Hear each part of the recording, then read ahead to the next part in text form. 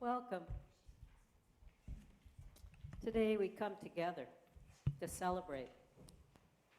Yes, to celebrate the life of our beloved Melody Shores.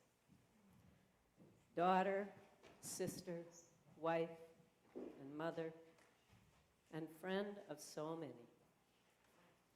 Her bright smile and joyful spirit are here with us today. Gather yourselves into the company of one another, into the sanctity of this space, and into the beauty of this day. Read with me our chalice lighting. There's a slip in your program. In our time of grief, we light a flame of sharing, the flame of ongoing life. In this time when we search for meaning,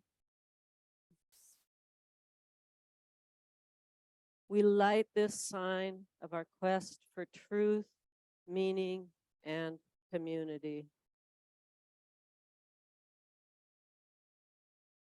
Let's have just a moment in silence to gather ourselves here, to settle.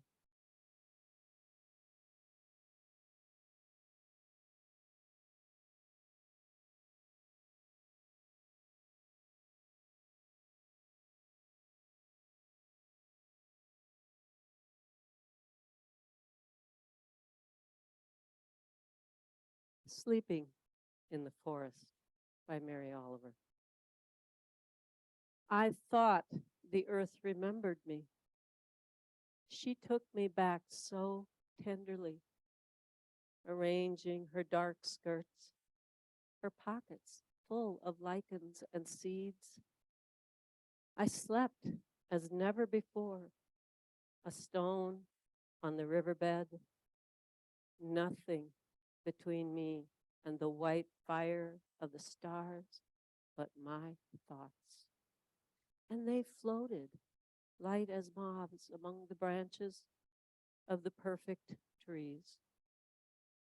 All night, I heard the small kingdoms breathing around me, the insects and the birds who do their work in the darkness. All night, I rose and fell as if in water, grappling with a luminous doom. By morning, I had vanished at least a dozen times into something better.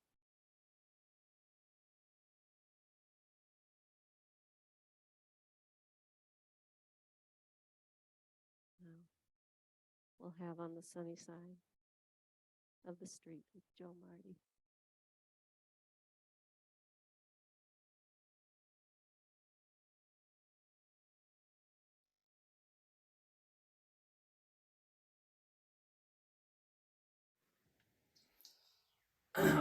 One of the most defining characteristics in my mind when I think about Melody is the energy and intention she had for finding and creating joy wherever she went. Especially in the last year, as it became such an intentional choice, but also through all my memories of her, creating stories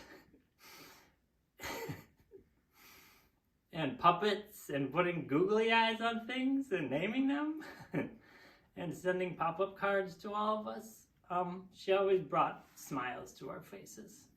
So this song may be a bit of an unusual choice for a memorial, but I think less so for a celebration of life, and the most appropriate thing I could think of for a celebration of Melody. But before I start, I'd like to introduce Guitarla, who will be accompanying me. And this is On the Sunny Side of the Street. Take it away, Guitarla.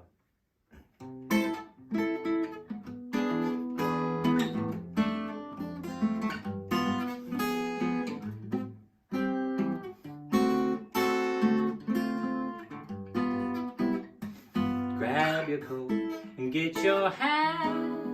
Leave your worries on the doorstep. Just direct your feet to the sunny side of the street. Can't you hear the pitter-pat? And that happy tune is your step. Life can be so sweet on the sunny side of the street. I used to walk in the shade with those blues on parade, but I'm not afraid. This rover crossed over. If I never have a cent, I'll be rich as Rockefeller. Gold dust at my feet on the sunny side of the street. Take it away, guitar love.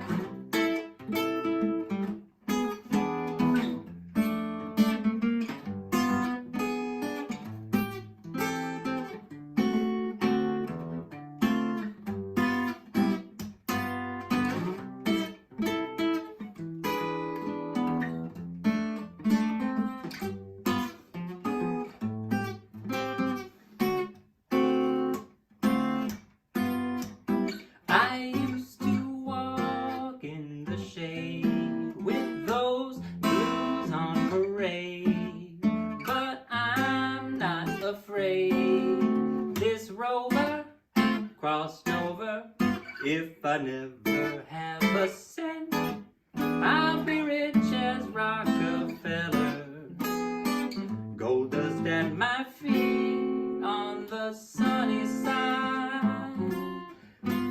On the sunny side, on the sunny side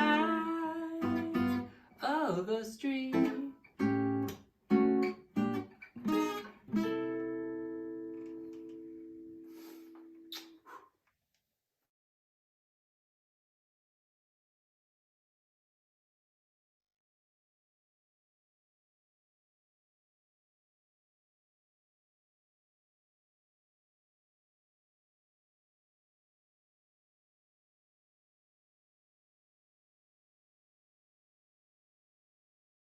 I think it's going back down. Aha, aha, there it goes.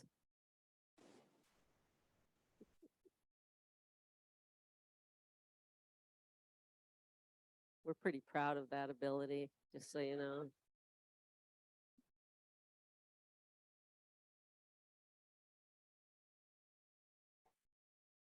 Andrew will wait until it's down so it won't be whining behind you.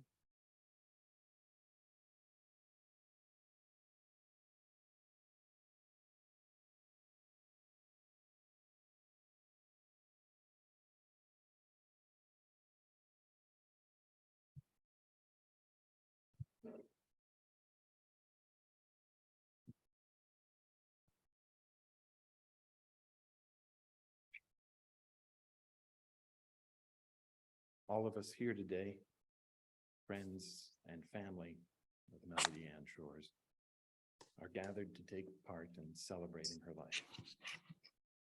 We're also here to celebrate the impact she had on ours, our shared experiences with her and each other.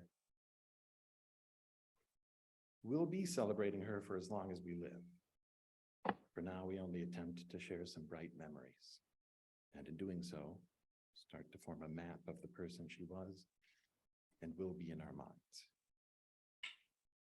To start, it's daunting, trying to capture a person in words, especially for someone like my mother, who seemed to me when I was young to be so gregarious and wise and knowing just what to say to everyone. I learned she was actually introverted in some ways, confiding some things only in private, or preferring to be a patient listener and a shoulder to lean on rather than espousing advice. She still cared about words and played with words, wrote her dreams out, and edited every high school, college, essay, and artist grant that passed through her hand. Words were a media she fully honed, and not just in Scrabble and crosswords. but in poetry and prose. Because of that, it seems so important to get the words right, to do her essence justice. So where do we begin? How about the words Vernon and Marianne Shores, her parents, chose for her? They are pretty spot on. Melody Shores, a name so fitting for someone who loves being around and in every body of water. And there was so much musicality. Music suffused her soul.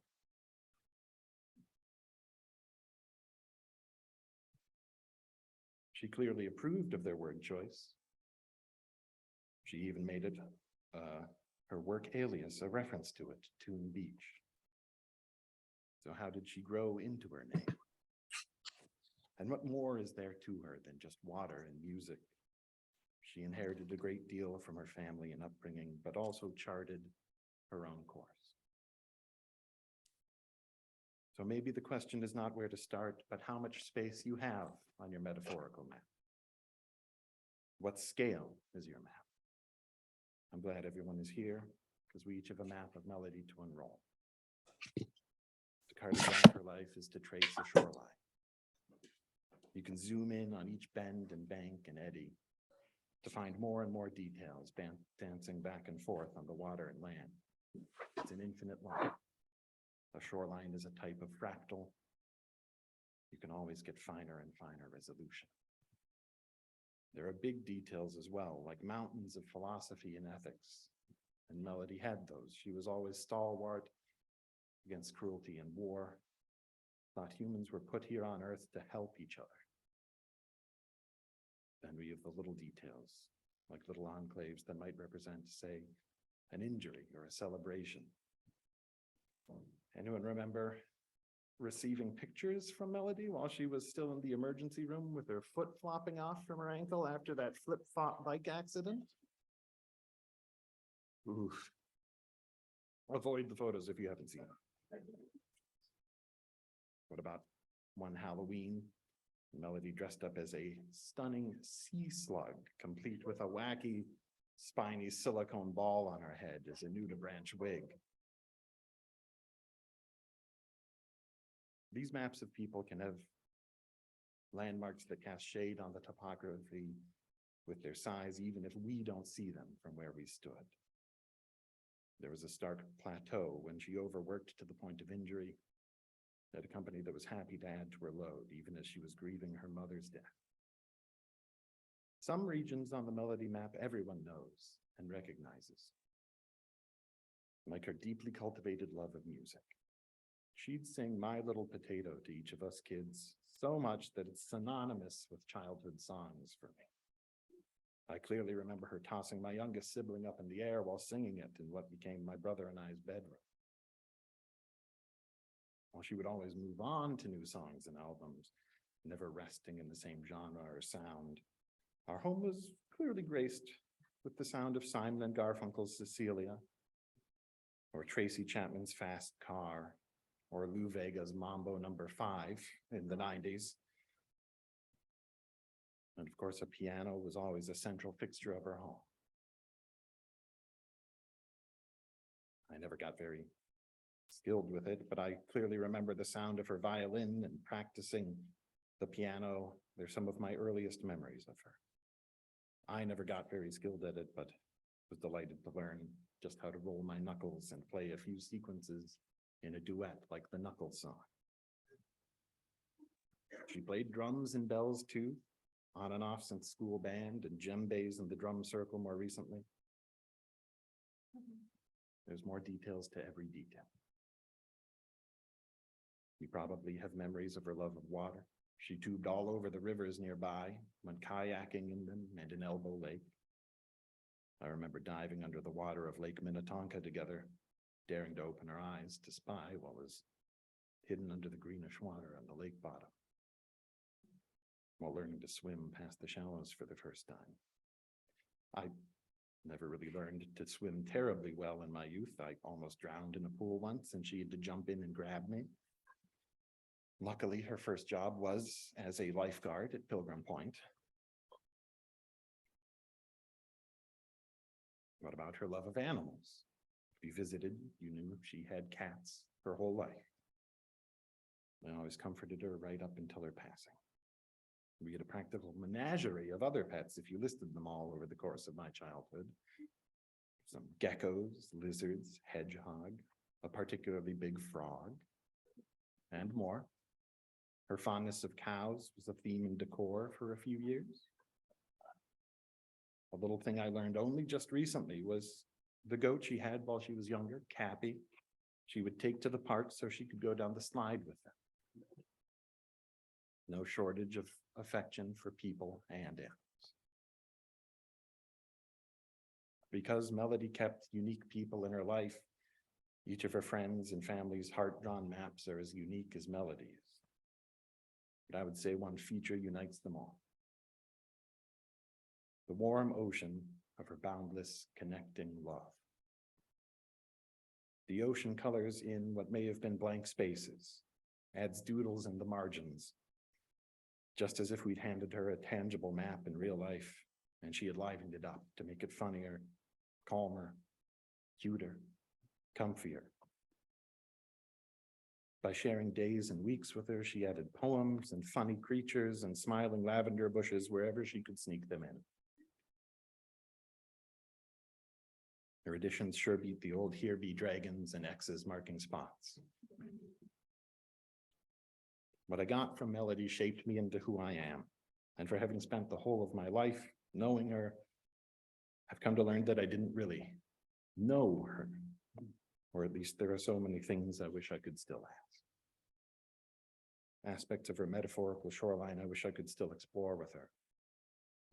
Parts of the map unfinished that we could have drawn together. We make and hold close these memory maps for 100 little reasons. We discover new details as we grow.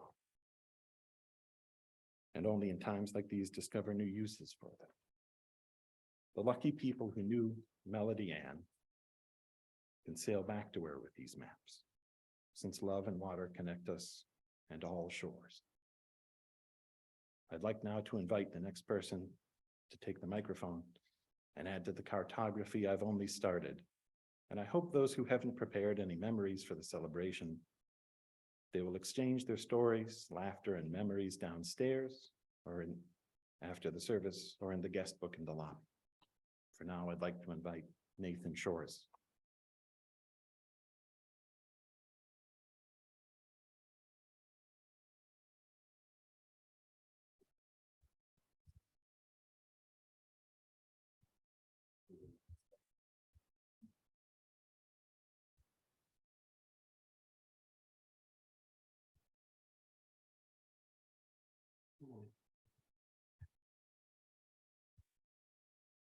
Well, Andrew just said everything I was going to say. Well, I got a few more things to say. Melody was our little sister.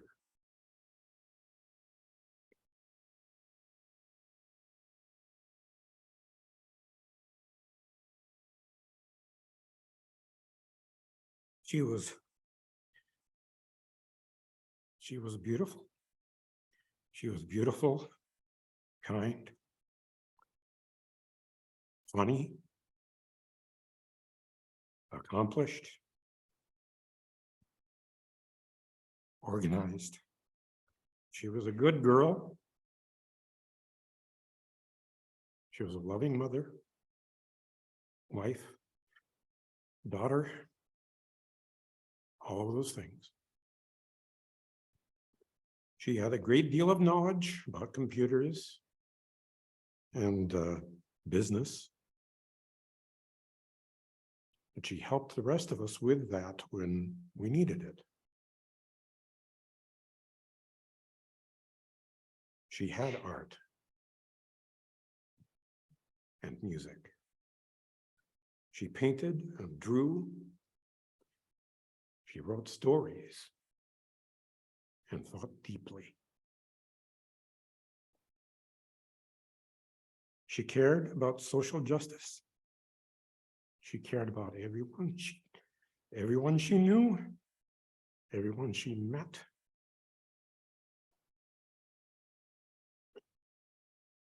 She cared about the environment. She sang in choirs. She played the violin at important events and for no particular reason. She played the piano and drums. She made pottery. She worked hard for decades at jobs she didn't like. Not always, but she persevered. She married Bill, had 3 kids, Chris, Andrew, Allo, helped her own their store in Excelsior. She joined orchestras and support groups, and she gardened a lot. She belonged to clubs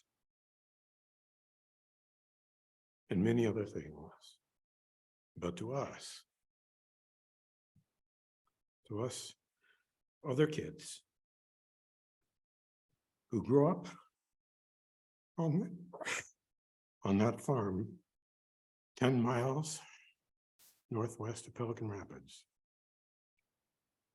with her, an important part of our identity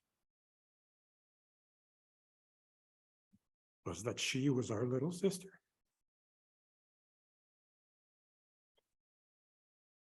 And now, even though we won't see her again in this lifetime, we have not lost that part of ourselves because she melded herself into our lives in a way that can never be taken from us. Like Andrew said, nobody can know everything there is to know about another human being. We can't know their every thought or how they feel on everything, moment to moment. And Melody didn't always wear her heart on her sleeve. But Melody was my best friend all of her life. And we were close enough that to give you a sense of that, if I had a feeling of deja vu, that feeling that you get when you think you've experienced something before, the way I experienced it was that I would feel like Melody had told me a dream that she had about it. And she did tell me her dreams, and I told her mine. If I was to tell you all of the conversations with her that I remember and all the other memories, all the fun times and the fights that brothers and sisters have, the laughs, playing games together, sharing parties and life moments, reading the same books, watching the same shows on TV, school days, running out to catch the school bus before sunrise in the middle of the winter in the dark. Swinging from the swing in the middle of the dining room, climbing the silverleaf maple tree out in the front yard, working in the garden together, picking rocks out in the fields. She once picked rocks so long that she had a violin recital right afterwards, and then she could barely play the violin when she got to it. She was so tired she was shaking. All the other farm life stories that we have, if I was to tell you all of them, it would take me weeks, and it still wouldn't be enough. A person like Melody can't be summed up in any amount of time. There are some other things, though, that I'd like to mention. She liked swimming in hammocks. And she had hammocks all the time. At our old house, after their new house, and the one in Elbow Lake. Once cameras stopped needing film, she took hundreds, maybe even thousands of pictures, and she sent them to all of us. We were both left-handed and double-jointed. And that formed a sort of little bond between us. we had a little club for left-handed, double-jointed people. There were only 2 of us in it. She brought me chocolate milk and peanut butter sandwiches when I broke my leg in 5th grade. Little girl. She liked to sleep inside the toy shelf when she was a little girl and climb on it when it was down in the dining room. I still have that toy shelf. Dad made it for us. She learned to ride the bike before I did. She was afraid of the basement like I was. And tree branches tapping on the windows. She loved pets throughout her life. She always had at least 1 cat around, always. She had a big rabbit, I don't remember his name, and a small baby bird, both of which she fed too much. And she had that goat named Cappy. We came home from school one day and it was climbing on Mom's car. Mom did not appreciate that. She kept changing bedrooms when we were kids. First, she slept out in the hall, and then she slept in Colleen's room, and then she slept in Lucie's room, and then during the summer, she'd sleep out on the porch.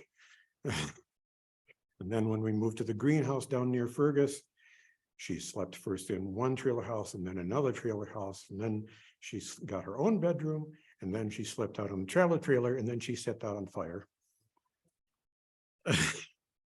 So she couldn't sleep there anymore. She liked swimming in the different lakes around and would get Mom to drive us or would bike to the nearest one. Some of my favorite memories of Melody was splashing around with her. I didn't like swimming at all when she wasn't around. She always had fun in the lake.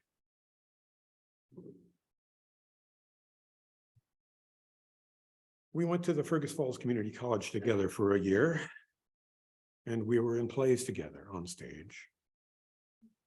When she traveled to Hamlin, I followed her there. And we used to play chess in a leather and wood paneled room in her dorm. It was a very old building, very full of history. And sometimes we'd just sit and look at it. I went to her violin and piano recitals, which were beautiful. She was a great musician. She worked as a writer on the school newspaper at Hamlin. We took long walks around St. Paul. And she kept that habit later. She liked walking around. She liked cross-country skiing as well. And I remember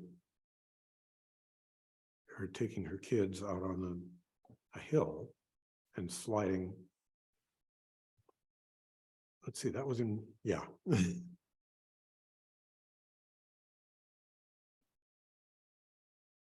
She met Bill at Hamlin and got married in the first UCC church in Fergus Falls on such a hot day that Paula fainted while Colleen and I were singing.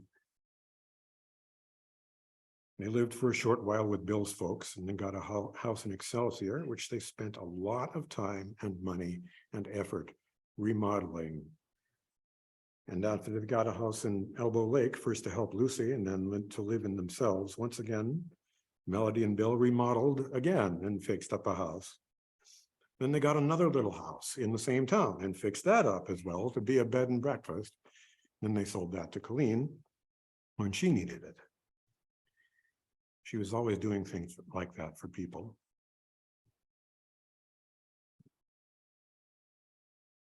When Mom drove us to town when we were little kids in the truck with a truck full of grain for the elevator, she would often treat us at the Tasty Freeze, and rather than getting ice cream, Melody would ask for money instead. I never knew what she did with the money.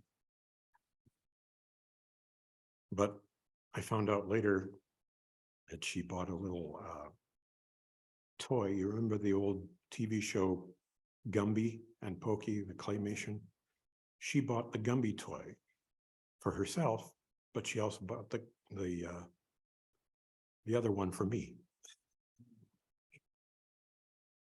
During many meals, Melody and I would always sit next to each other at the table so we wouldn't bump each other with our left elbows. She hosted so many holiday parties for the extended family, even though she wasn't sure herself about them. She liked video games, but she played Scrabble like a demon. She had every two-letter word in the English language memorized. She spent a lot of time involved in church activities, what with puppet shows and children's sermons and the choir and bell choir and rummage sales and everything. And she was a camp counselor as well as being a lifeguard at Pilgrim Point. In fact, that was the only time she ever really got a real tan. She traveled many places in the world, China and India, Central America, Hawaii, Germany, lots of places I don't remember, but she most liked the cruises that she took with Bill out on the ocean. And she really liked Hawaii. She helped take care of Mom and our oldest sister, Moretta, many times when they became ill. What I mostly remember is that she was there. She kept in touch with all of us brothers and sisters, nieces, nephews, cousins, uncles, aunts, children, Mom's old acquaintances, family that I don't remember. She supported us and comforted us. She caught us when we fell. She helped us stand back up and hugged us when we were happy, when she was happy, and she hugged us when we were sad. She was always there for us. She was more than just important to us. She was the best part of us. Now the best things we can do are to hold on to our memories of her, continue discovering all the many facets of her life, and try to continue her legacy. Everyone we have known, every memory we have, and everything we have said and done together, these things define us. The fact that melody will always be part of us makes us better. I'd like to invite Colleen now.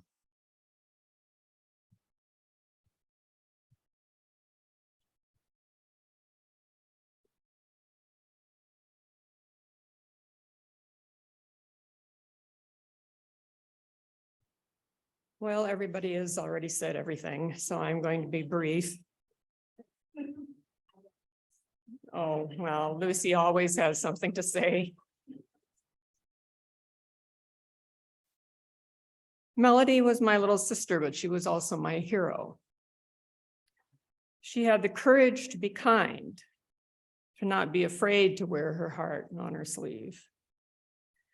She was a realist, but at the same time had enough optimism to believe that things could get better if only individuals would act.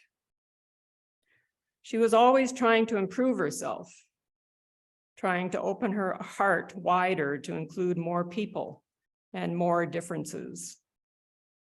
She was also very, very smart, but didn't look down on people who were less bright than she was. She was humble about her gifts and couldn't really grasp why people felt she was so special. She was always surprised at how many people called her friend. I didn't get the chance to spend as much time as I had hoped with her, having been away for most of our lives, and I will always regret that. But the times we did have were good. We liked to tease each other. I was her much older sister, and she was my much less mature sister. She traveled to see me in various locations, sometimes with family, sometimes by herself. She always had many good ideas about things to do, parks to visit, places to walk. She tried cooking lobster, but swore she'd never do it again because they screamed when she put them in the pot. She started beating me in Scrabble a few years ago, which I never recovered from, really. So we were also somewhat competitive. I believe she won the organizational competition by labeling all of her spices and keeping them in alphabetical order. Although I think I inspired her to buy many, many containers.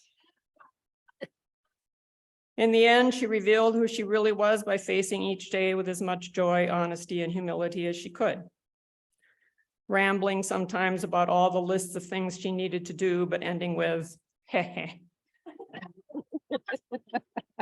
Anyways. I will miss her as a sister and an inspiration to be better, kinder, and more self-aware. Goodbye, Melody. Lucie.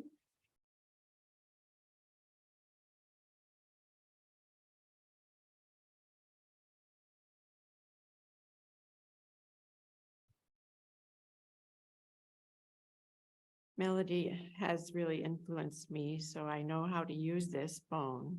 I'm going to use it now for a moment.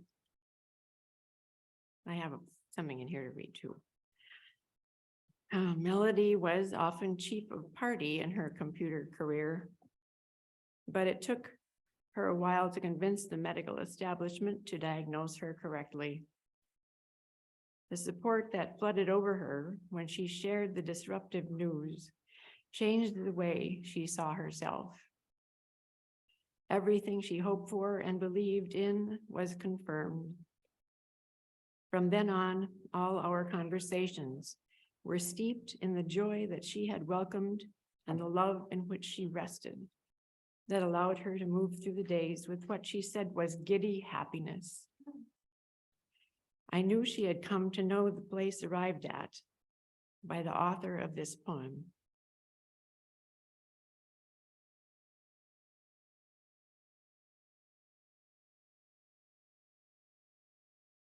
Oh dear. Self-Compassion by James Cruz. My friend and I snickered the first time we heard the meditation teacher, a grown man, call himself honey, with a hand placed over his heart to illustrate how we too might become more gentle with ourselves and our runaway minds. It's been years since we sat with legs twisted on cushions, holding back our laughter, but today I found myself crouched on the floor again. Not meditating exactly, just agreeing to be still, saying honey to myself each time I thought about my husband splayed on the couch with aching joints and fever from a tick bite. What if he never gets better? Or considered the threat of more wildfires, the possible collapse of the Gulf Stream, then remembered that in a few more minutes I'd have to climb down to the cellar and empty the bucket I placed beneath a leaky pipe that can't be fixed until next week. How long does any of us really have before the body begins to break down and empty its mysteries into the air? Oh, honey, I said, for once without a trace of irony or a blush of shame, the touch of my own hand on my chest, like that of a stranger, oddly comforting in spite of the fact.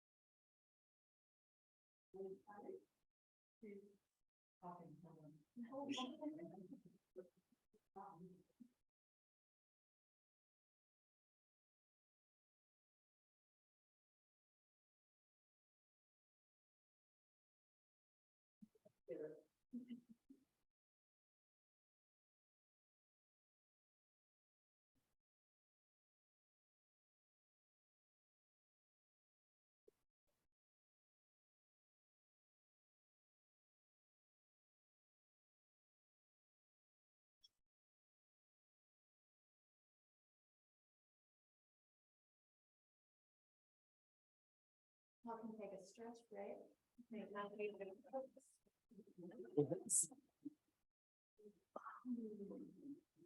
Beautiful word.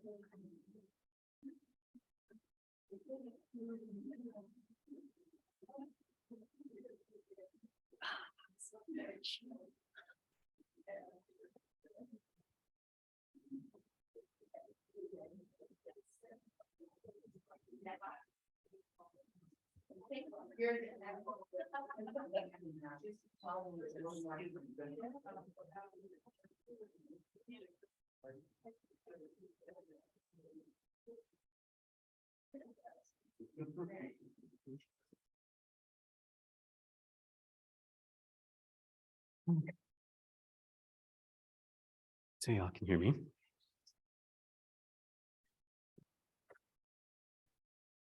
So I've known Melody for 25 years, which is basically half my life at this point. So I have lots of Melody memories, like we all do. She could tell the best stories, the most hilarious and unbelievable stories that only happened to Melody. She had such a great laugh, a sunlight bursting through the clouds laugh. She was my mentor, my friend, my manager, and my direct report, and my colleague.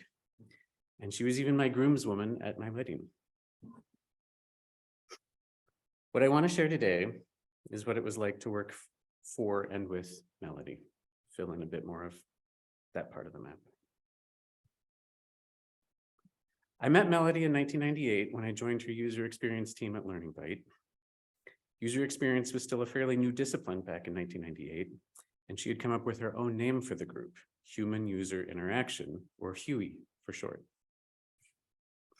My colleague, Greg Dom, appropriately dubbed her Mama Huey because she was not just a manager to us, but a true mentor. One fun thing Melody did at that time was convert a storage room in the basement of the Learning Byte office building into a play space for the Huey team. We still had our individual cubicles upstairs, but Melody felt like our team needed a place that would inspire creativity. So she filled the former storage room with toys and games like juggling balls and these silly moonwalk boots with springs on the soles, and plenty of space for rollerblading. She's the only manager I know who rollerbladed through design brainstorming sessions. After a couple of years at Learning Byte, Bridget and I moved to Silicon Valley. In 2005, when Pat was building a UX innovation team at Oracle, I jumped at the chance to recommend Melody. And we wound up working together again for nearly 10 years, first at Oracle and then at Cisco. I'll never forget one time at Oracle, we were working together on designs for enterprise finance software, not the most exciting thing to be doing, and there was a big push to automate as much as possible. She was getting frustrated with the product's singular focus on efficiency and declared something to the effect of automation should never replace humans. It should always augment and support them. And if you know anything about the soullessness of the Oracle corporate machine, you'll know what a radical statement that was. It's one of the things that was so special about working with Melody. She was always focused on the humans and the humanity of the project. Back at Learning Byte, I used to make fun of the name she gave the group, Human User Interaction. Human user as opposed to what, a dog user? I'd ask her what other animals are going to be using our e-learning software. But that's the thing about Melody. She always elevated the human. And from what I can see, that was true not just in her work, but throughout her life. She worked in service to and celebrated humanity, always in her own unique and creative way. And I think that's why so many people who know Melody talk about the light that shined within her. I'm sad at the loss of my lifelong mentor and friend, but I know her light will continue to burn brightly in all our hearts. Thanks. Ella or Molly?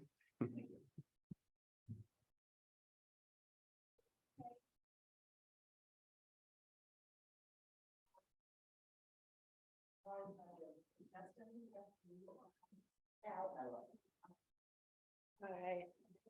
We'll keep on with the learning bite streak here. I'm gonna read some memories that Deepa Nirmal, who is joining us through Zoom, wrote. And I'm wearing the shawl that Deepa knit for my mother, so. Sometimes you have to move across continents to discover a friendship you feel you've had all your life, and perhaps even in past lives. I met Melody in 1999 when I was a new arrival in the United States and we were colleagues at Learning Bite. I was struck, as I'm sure all of you are, by her joyful energy, her curiosity, her creativity. People use lifelong learner as a terrible cliche sometimes, but Melody was always learning new things and figuring things out, looking under the hood, the early adopter. As far as I know, she taught herself the quite complex discipline of user interface design. And like everything she did, she was good at it. And then she was off from Learning Bite, hanging up her own shingle, Toon Beach Info Design. The play on her name always made me smile. I remember when she and Aloe came to the office and wrote farewell messages on the whiteboard. But of course, there was no farewell, and we saw each other a lot over the years. We'd be over in Excelsior, and Bill and Melody would be over in St. Paul, having great conversations, eating, watching movies. I remember looking for Bill in the crowd. He was always easy to spot. In 2004, I became a naturalized US citizen, and Melody decided to throw me a party. Now, of course, a person of limited imagination would decorate the place with flags and patriotic paraphernalia for such an occasion, but that wasn't Melody, you know. I remember arriving at her Excelsior home and finding these giant alien balloons in the yard. By way of welcome, the theme was naturally becoming an alien. I don't seem to have any photos of the event, maybe because we weren't constantly documenting ourselves back in those days. I do remember laughing so hard and having such a great time. I'm not sure I could have come up with such an original way to celebrate the end of my status as resident alien, which is what our green cards still say somehow. I've been trying to compile my memories of Melody, and it's so hard to pick a few things. She was such a spark, so devoid of cynicism. She swept everyone up into their vortex of positive energy. I always thought that because of her being so extraordinary, when you were with her, you felt uplifted too. I remember being part of a book club with her and making handmade paper in a church basement. Another friend who worked at the Federal Reserve brought a bag of finely shredded money, and we mixed that with a pulp. That was some rich handmade paper. I have so many things she made by hand: a set of beaded earrings and a necklace, an Altoid tin covered in polymer clay seascape, elaborate die-cut paper cards, letters, and cards in her distinctive loopy handwriting. When my own mom died in 2004, I took up knitting as a form of therapy and became rather good at it. I was always trying out new techniques and made a large wrap in a basket weave technique known as entrelac. I hope that's how you pronounce it. As I was finishing it up, I thought it was rather large, but the pattern called for an elaborate fringe to be added. So of course I added that too. In the end, I think it was about a couple feet longer than I am. It was beautiful, but it wasn't quite right for me. But I had also spent so much time and effort on it. I really didn't know what to do with this wrap that swallowed me whole. I remember the first time Melody saw it, and she just absolutely fell in love with it. And what do you know? It was really perfect for her. The colors, the proportions, everything. So without hesitation, I gave it to her. Even today, I'm extremely selective about whom I give handmade things to. Knitters commonly use the term knit-worthy. Melody was in every way so worthy. I was so happy to give her things I had made, and so glad that she found comfort and delight in the hat and socks I sent her most recently. I can't remember if Melody always enjoyed Indian food or really discovered a taste for it when she traveled to India. When I was in Elbow Lake last September, I was so happy to see her eating the food I could and recovering some of her appetite. In the summer of 2021, when my whole family came up to Elbow Lake, we had a big Indian feast, and I made several dishes, including butter chicken and samosa chaat dish, an Indian Minnesotan hot dish mashup that was meat and chana masala and tater tots and Indian spices. I think she made that again for the WTF group.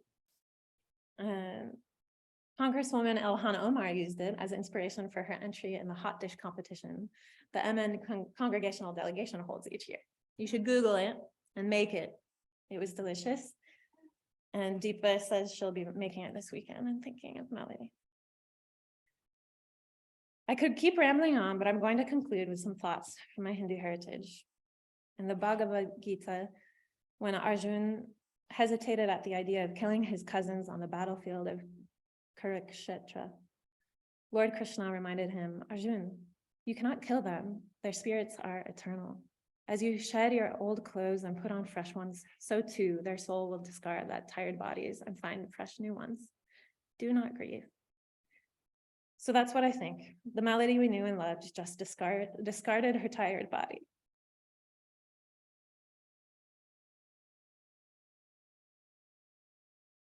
And is contemplating a new one to wear.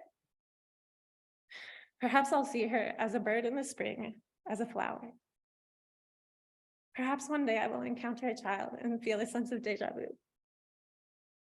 I've seen you before. You remind me of someone.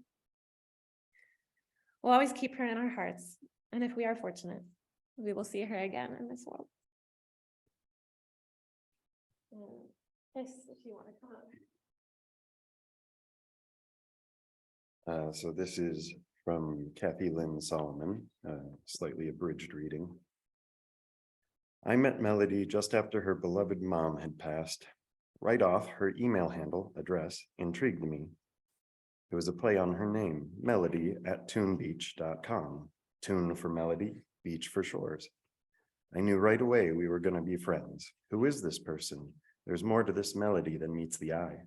And I was right, because the Melody I know and is and was game for anything. Despite Melody's occasional insistence that she was an introvert and shy, she was the one who made everyone in the group feel included. She had great ideas too. Melody was, well, multidimensional.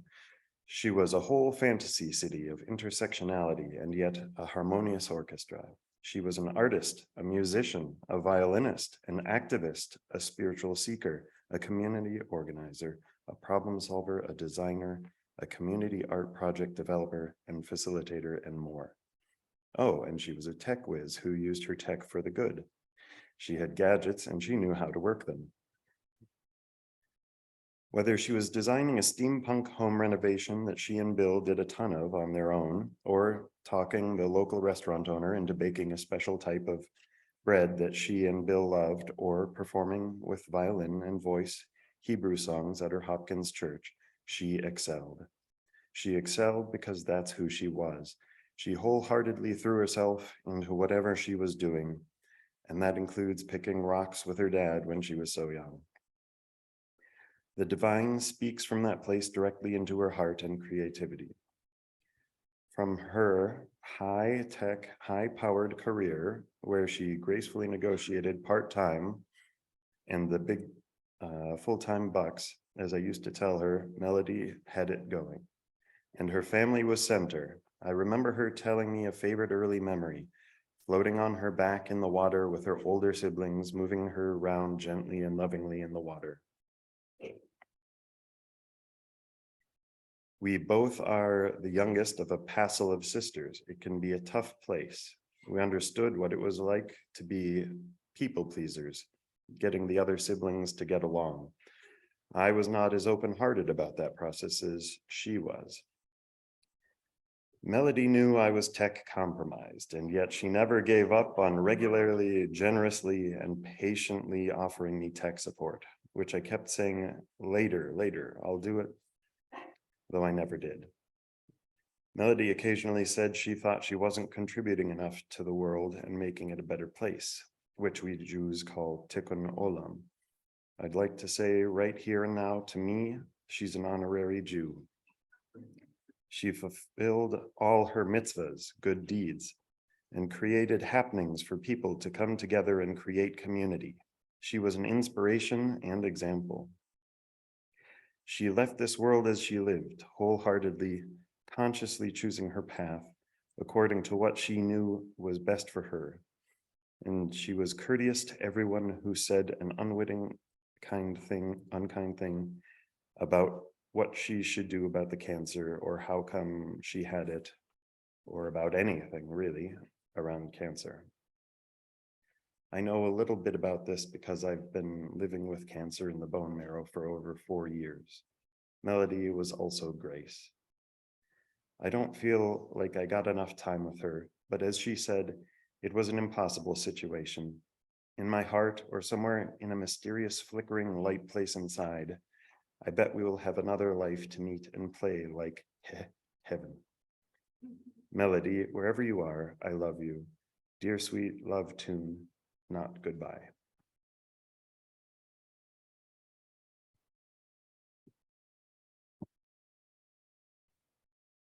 Molly? I think Molly can make it.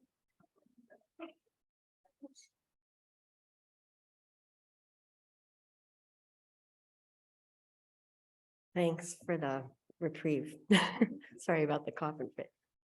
And my sympathy to you all, Bill and family. And thanks for sharing Melody with us these last weeks, months, the year. You've been very gracious and generous with your time, so with us. My name is Molly. I'm a friend of Melody's. We met in 2019, so we haven't known each other all that long. My Melody map is pretty short, probably, but it's a rich one. And so one of the many things I loved about Melody is all the adventures we got to go on together. She was usually up for an adventure. And of course, you know, she's writes. And so what I'm going to share with you is a story she wrote. These are her words, not mine, about one of our adventures that we had together. And quite honestly, hearing all these stories today has really explained a lot of things and in the story as well. So it's been really helpful. Okay, the story is called What Was I Thinking? The story of how one 60-year-old woman and her friend were convinced to swim down a rapids by 4 10-year-old boys. By Melody Shores. It's kind of weird too to read a story that you're in, that you didn't write. So anyway, Molly said, let's kayak around Hannah Park. It's marshy and beautiful. Then we can go upstream a little and float back down. I thought that sounded wonderful, so I said I'd meet her there at 2. After we got our kayaks in, we paddled through a verdant green meadow of young wild rice grass that had recently started growing in the river. It was striking against the backdrop of the bluffs and the castle-like Hillcrest building atop them. We continued paddling upstream through the gaps between the trestles of a bridge where the current sucked us into the legs a bit, but it was no problem paddling away. We passed several bays where the river widened and there was virtually no current, but we didn't stop to look around. We figured we would do this on our way back. As we were approaching what we thought would be the end of our upstream journey, due to the low hanging pipe and metal structure across the river, about 100 meters ahead, we saw 4 boys playing in the river and on the banks. One of them was bouncing up and down on a branch that hung far out over the river. They were by turns jumping and diving in the river from the riverbank or jumping off the tree branch. Molly recognized them and said, hey, didn't I have you guys in class? Molly is a teacher at Prairie Wetlands Learning Center. See how this is weird? Yeah, came the answer. All 4 of the boys recognized her. As we talked, they regaled us with stories of their experiences in this part of the river. Ernest, a pudgy, fearless boy with dark brown hair, told us about the snapping turtle that got his foot while he was swimming right where we had parked our kayaks. We were incredulous and asked to see the bite. He showed us the back of his ankle where it certainly appeared a snapping turtle-sized beak had bit his Achilles tendon. He also reminded us to be careful of the zebra mussels, showing us his wound, a deep cut on the side of his foot that he had sustained from stepping on one the day before. I began to think these boys must be thrill seekers. Trevor, the one they called Monkey Man, was the one we had seen bouncing on the tree branch and hanging on it upside down. Logan, built like Everest but blonde, was slightly more timid about diving in. Brandon was thinner and athletic like Trevor, with light brown hair. Both of them had jumped up and grabbed a limb of the tree branch and were hanging on it. "You should get in and swim," they said. Molly immediately agreed and asked if that was okay with me. I said that would be fine. I'd just wait in the kayak. Right, I know why you're laughing, because that's gonna last a long time, right? But then I'd reconsidered because it was hot, even in the shade, and the river was inviting, so I decided to get in too. I laboriously removed my wellies and climbed in the water, wishing I had worn my swimsuit. We floated and swam down the river until we got to the point Molly had shown me earlier, where there was a path that we could walk back on. We got out with no problem and walked back on the path, which was full of poison ivy and sharp little rocks, but we emerged relatively unscathed. I realized these boys must have feet like leather, though Everest did say he had contracted poison ivy somewhere. Molly was wearing her feet shoes, so she had no trouble. I was only wearing my soft white little feet. Okay, big feet, which were easily hurt. When we got back, they started talking about jumping off a pipe bridge, as they called it, further upstream near the falls. I thought it sounded dangerous. They described how fun it was to ride the rapids down from there to this point, that they had done it all the time, and that it was no problem as long as you keep your feet up out of the water. Molly, again, was all in. Do you see a pattern here? I was thinking someone's gonna die, but I agreed to try it as long as we didn't have to jump off the bridge. I told myself, these guys are only about 10, how bad can it be? My worst fear was more rocks in the soles of my tender footings, and I expressed that fear. It should be okay going this way. There really is only timber steps and cement, said Everest. It turned out to be pavers, which was fine. I was swept along the path upstream with a current of peer pressure and ennui, not knowing whether I would regret going or not going more. That's FOMO, right? Fear of missing out. Still, there was this foreboding, which I pushed through with some trepidation. We got to one point along the river where they made us stop. "That's the alligator branch. Don't hit that," said Everest. We discussed how we were going to avoid it, and Everest said he would sit on it while we went by. We finally got to the place where we would get in. It was a very steep bank, but they pointed out that you just had to hold on to a particular branch of a bush and you wouldn't fall in. I held on to the branch for dear life, trying not to slide into the river as I inched down the bank. Finally, we got to the rocks where we could jump in.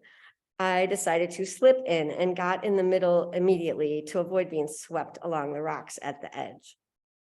Once I was in, following the others, I was told continually to keep my feet up and struggled to do so, paddling like mad in a chair position with my feet out in front of me, which resulted in hitting my bottom on a few rocks. I then decided to switch to breaststroke position and dragged my feet against rocks behind me. I switched to side stroke, but Everest called out, "Going sideways is the worst." So I switched again to feet first. "Stay to the right," Everest called. But as we neared, Trevor said, "You mean left." Everest said, "What did I say?" "Left, stay to the left." I yelled back to Molly, who had somehow fallen behind me, "Stay to the left, not the right." I was now struggling to keep my head above the water, with the turmoil of the rapids throwing waves into my face while pulling me under. I paddled furiously with my arms, hoping this part would end soon. Thankfully, it did. Then Everest said, "This is the worst part up ahead." I knew I couldn't make it through without catching my breath, so I swam to the bank and rested on a rock. They asked each other, "What is she doing?" They thought I was going to get out. I explained I just needed a breath. Everyone then swam to the riverbank and waited for me. I yelled to Molly, "This is a midlife crisis expedition." She laughed, but that is how I felt, reckless. Then we went back in. Everest was right. The next part was even worse. I spun around to see if floating on my back would give my struggling arms the rest they needed while keeping my feet up. But both Everest and Trevor said, "Don't swim backwards." So I turned around again, madly paddling with my arms, holding my feet up in front of me while the waves slapped my face. I allowed myself to go under when I had to and caught my breath coming up. This did not seem sustainable, and I wondered how much longer I could do this. But finally, we came out to the peaceful part of the river where we had left our kayaks against the shore. This is the part where I get in trouble. Upon reaching the rocks, I told Molly, "Bill is not going to let me come play with you if we keep doing things like this." She laughed and said, "He's going to say I'm a bad influence." We laughed. Then she showed us the huge bump on her shin, which had hit a rock pretty badly. The boys were impressed. We talked with the boys some more and thanked them for being marvelous tour guides. Then floated back downstream in our kayaks, where we saw a couple of green herons, a white egret majestically floating across the marsh, and many lily blossoms. On the drive home, I couldn't believe I had actually done that. It seemed surreal and reckless, but we had survived. Is that what life is supposed to be like? I wondered. Reckless? It seemed slightly wrong. Somehow, like it was not a considered response, not mindful, but maybe sometimes you have to allow yourself to be swept up in the current. Thanks, everybody.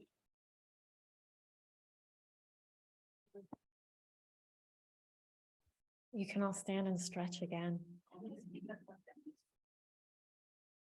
And we can all sing. That's always a good thing. Mary is going to play the melody one time through.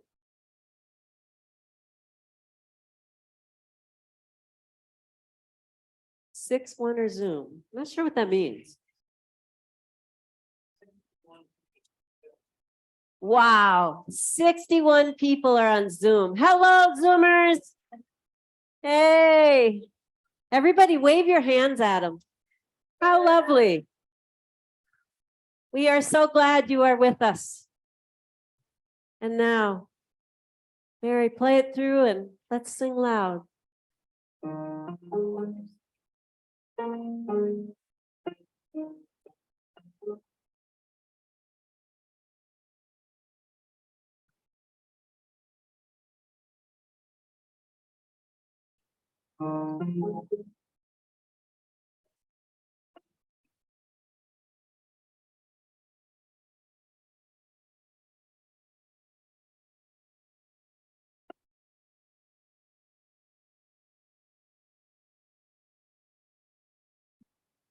Good morning, stars are rising.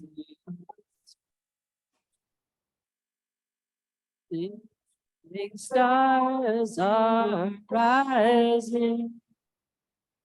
Bright morning stars are rising. Day is a breaking in my soul.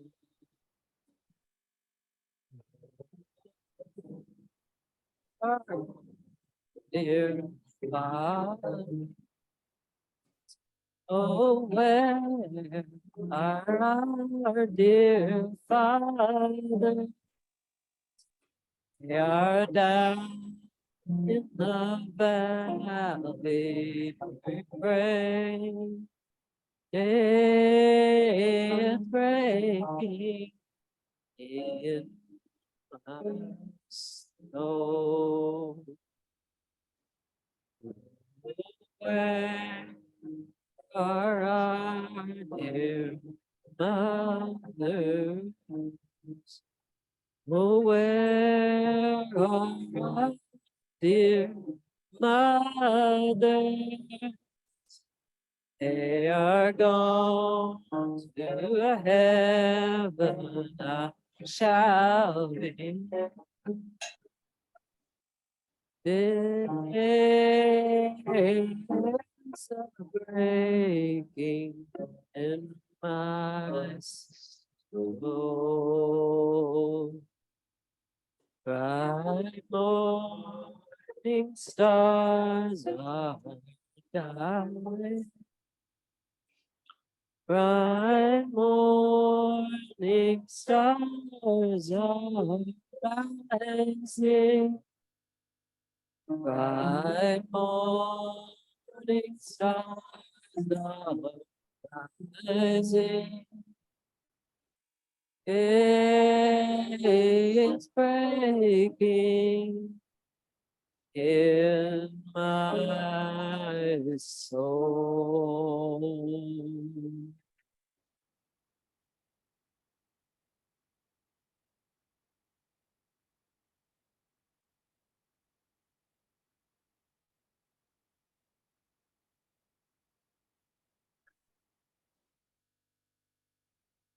Love isn't easy. It was never meant to be. Love is a responsibility. Love is honoring your beloved's wishes. Eventually, love is letting go. And sometimes, as with this death, love is helping your beloved go too. It was Melody's time. Her body was worn out. All the medicine in the world, all the machines of the healing arts weren't going to make her better. Melody entrusted us with a decision, and we accepted that decision. Reluctantly, perhaps, but with respect for Melody and with faith, knowing that while love isn't easy, love gives us courage. Our acts spoke with unspoken thoughts. It was Melody's time to die. So we said, go with our love. Let suffering and struggle end. Let peace settle upon your spirit. It is time, not our time, but your time. You have persevered and fought the good fight. Now go gently, yes, gently, into that good night. You deserve, have earned this final grace. Love and love's companion, compassion to create. It is my hope, yes, my prayer, that those entrusted by Melody's love to ensure that her dying would be dignified, that it would not be artificially or unnecessarily prolonged by extraordinary measures, may feel the blessings of that love upon them now. There is no greater love a person can bestow on another than this tenderest of mercies that brings blessed release, eternal peace. I pray now for tender mercies and an abiding peace that knows you acted with from respect and love as you honored that most difficult decision, that it was time for Melody to die.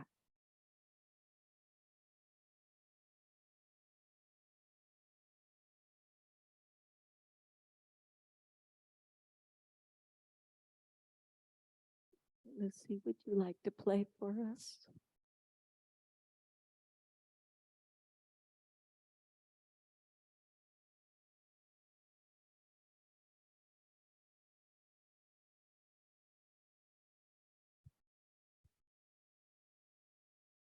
I need to explain something. Okay. Okay.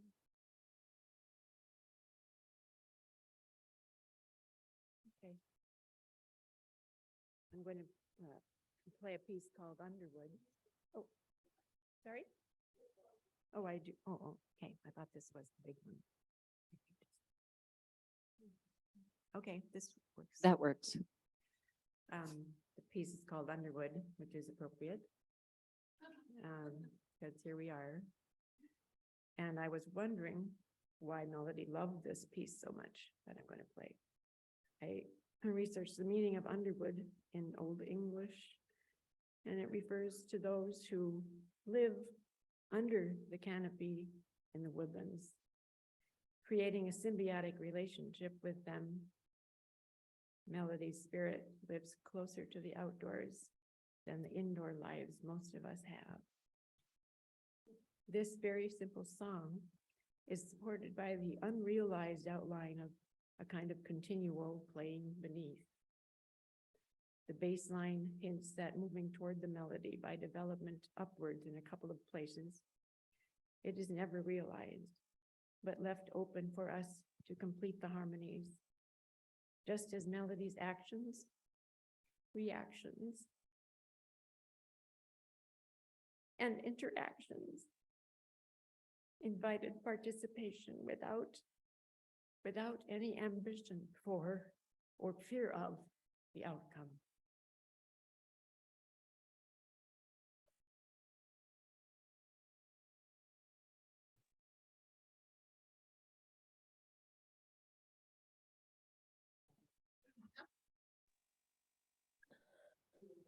Is to lean in, it's a very quiet piece, and enter the canopy, come in under the canopy and visit where Melody lived.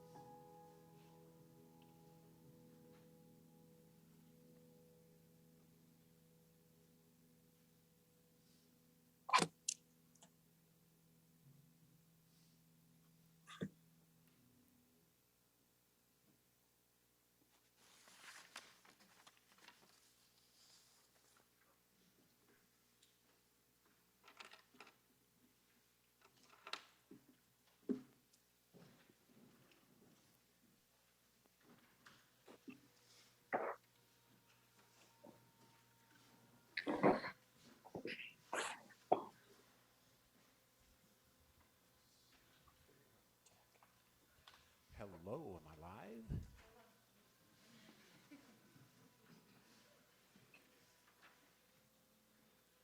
Okay, I'm told I'm live. In a moment, we're going to show a video that Melody made for the UCC church service that she showed here. It's, what would you say, 3 or 4 minutes long? And I wanted to explain a little bit about what I saw go into its creation. Most of us knew Melody. We knew she wanted it to be perfect.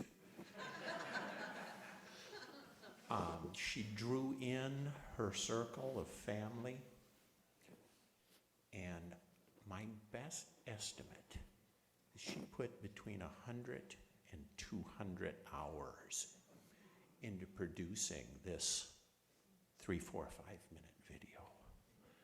So I really believe that work, that effort, that striving for perfection, that was Melody. What you're going to see, if you haven't seen it before, is a piece of Melody.